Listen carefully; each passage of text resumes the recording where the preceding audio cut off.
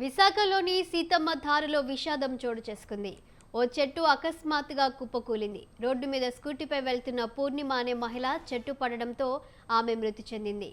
ఇదే సమయంలో అటుగా వెళ్తున్న ట్రాక్టర్ డ్రైవర్ త్రుటిలో తప్పించుకున్నాడు.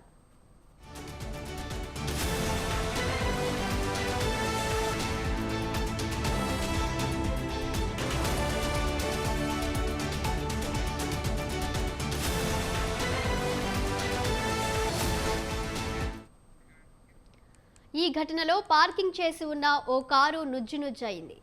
ఈ దృశ్యాలు సీసీటీవీలో రికార్డయ్యాయి. ఇక దీనిపై పూర్తి డీటెయిల్స్ మా కరెస్పాండెంట్ ప్రదీప్ అందిస్తారు. ప్రదీప్, చెప్పండి. ఇక విశాఖలోని సీతమ్మ ధారలో విషాదం చోటు చేసుకున్నట్టు తెలుస్తుంది. దీనికి సంబంధించిన పూర్తి వివరాలేంటి? Thank you Shalini. విశాఖ సీతమ్మ ధారలో తీవ్రమైన విషాద ఘటన చోటు చేసుకుంది. ఈ గాలి లేదు, వర్షం లేదు, చెట్టు మాత్రం రోడ్డుపై పడి ఒక మహిళ మృతి చెందింది.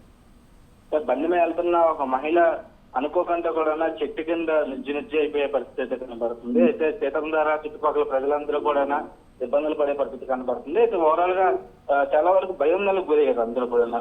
ఆ మహిళ ఇంటి దగ్గర నుంచి బయలుదేరి వెళ్తున్న సమయంలో ఒక అనుకోకుండా కూడా గాలి తుఫాను ఏమీ లేకుండా ఒక చెట్టు పడిపోవడం అనేది కూడా ఆ మహిళ నొచ్చి అయిపోయి అక్కడికక్కడే మృతి చెందడం జరిగింది. అయితే దగ్గరలో ఉన్న ట్రాక్టర్ కూడా తప్పించుకున్న ప్రయత్నం అయితే ట్రాక్టర్ డ్రైవర్ చేశారు. అలాగే పార్కింగ్ లో ఉన్న కారు మీద అయితే ఒక చెట్టు పడిపోయి ఆ కారు కూడా నొచ్చిపోయే పరిస్థితి కనబడుతుంది.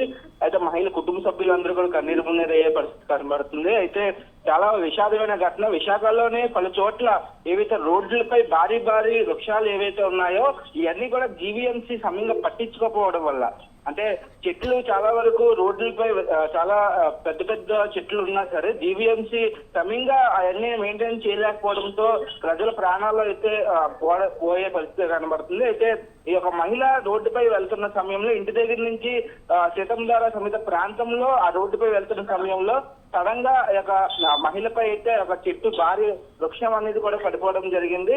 పడిపోయిన వెంటనే అక్కడికక్కడ మహిళ మృతి చెందడం జరిగింది. అయితే స్థానిక ఎమ్మెల్యే కూడా అక్కడ చేరుకున్నారు. ఎవరైతే విష్ణు కుమార్ రాజు కూడా అక్కడ చేరుకుని స్థానిక ఎమ్మెల్యే మొత్తం అంతా కూడా మహిళ కుటుంబ సభ్యులను అయితే పరామర్శించే పరిస్థితి కనబడుతుంది. అయితే ఓవరాల్ గా చుట్టుపక్కల ఉన్న ఆ సమయంలో ఎవరైతే ప్రజలు ఉన్నారో ప్రజలందరూ కూడా చుట్టుపక్కల ఉన్న ప్రజలందరూ కూడా భయోందనలకు గురయ్యారు.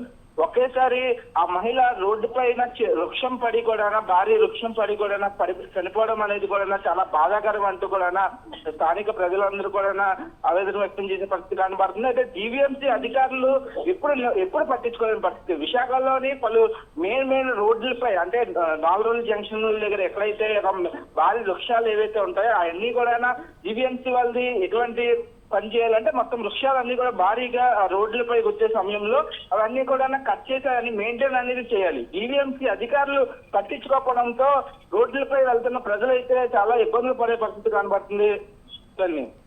Okay, thank you Pradeep.